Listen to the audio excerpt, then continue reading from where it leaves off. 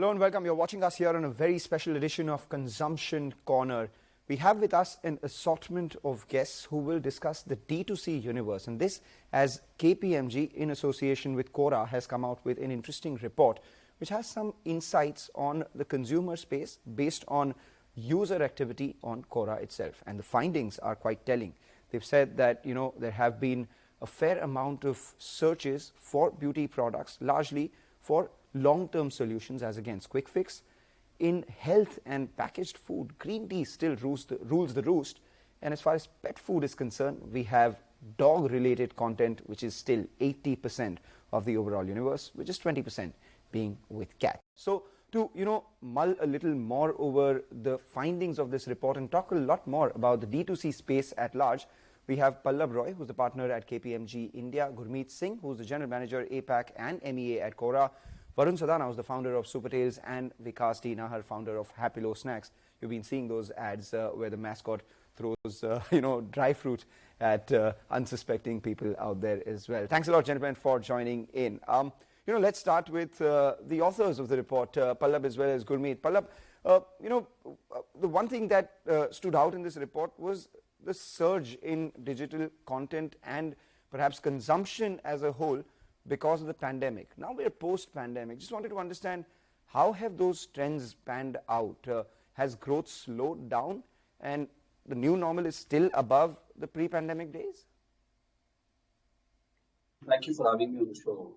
In terms of the pandemic, it was really an inflection point for e-commerce and D2C.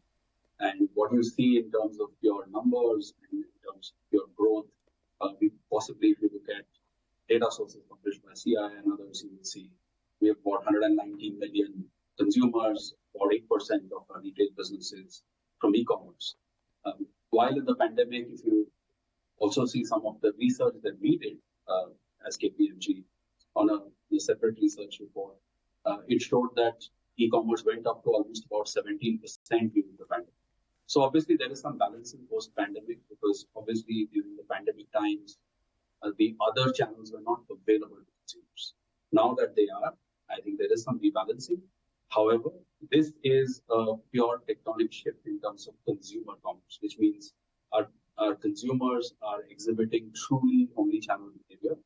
And that is what is probably here to stay in terms of how consumers are seeking brands, seeking products, engaging with the products and ultimately buying them.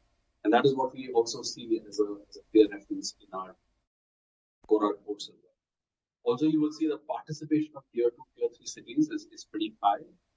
And this trend is only here to stay.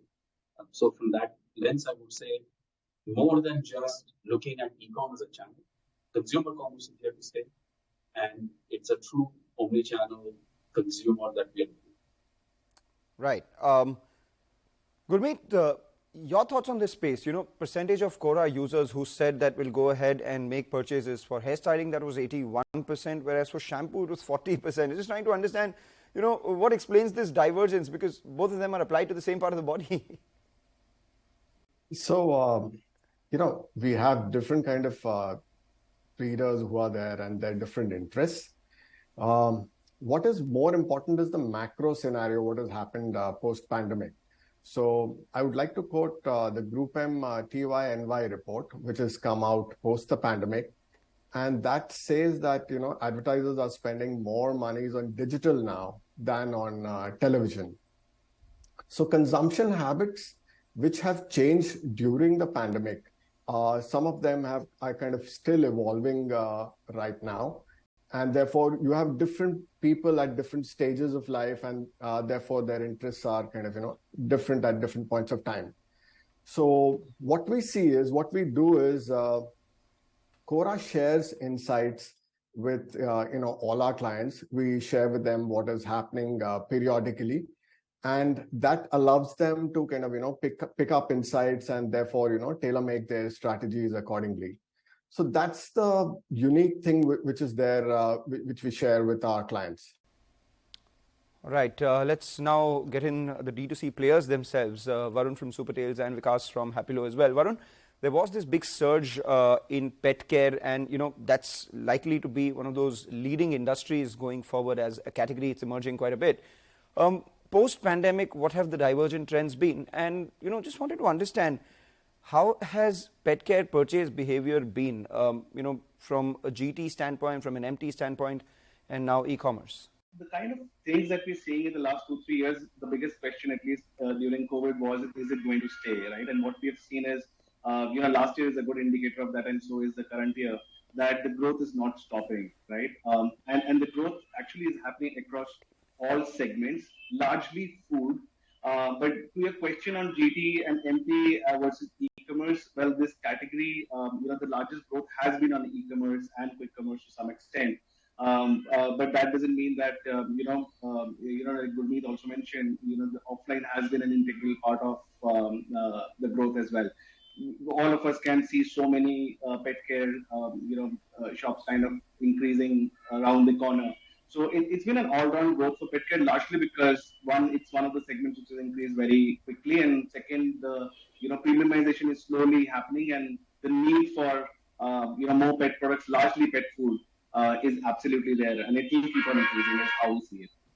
Right, and Vikas, your product category is one of the most interesting ones. It's dry fruit. It's not something that people are unfamiliar with. It isn't something that people haven't been consuming or talking about the benefits of. But you have put a branded, organized twist to the same. Just trying to understand, how do you navigate through this? Because I don't have data, but anecdotal evidence suggests that a lot of it is still brought from offline channels, and a lot of it is still unorganized. How do you plan to work around that? Regarding this unorganized market and regarding dry fruit as an industry, when we started, there was no branded presence in India. So we are leading brands today, trying to structure the dry fruit market per se. So when we started around 2016, the acceptance of packaged dry fruit was not so high. We had to create a lot of innovation in terms of product, in terms of how do we increase the shelf life, how do you give the same product consistently every time when the consumer opens the pack, and how can it make it more aspirational. During the COVID time, I think as business would say, people started eating healthy. The junk foods went down, and health foods went up, and people consider Happilo as a very healthy brand selling dry fruit and based products.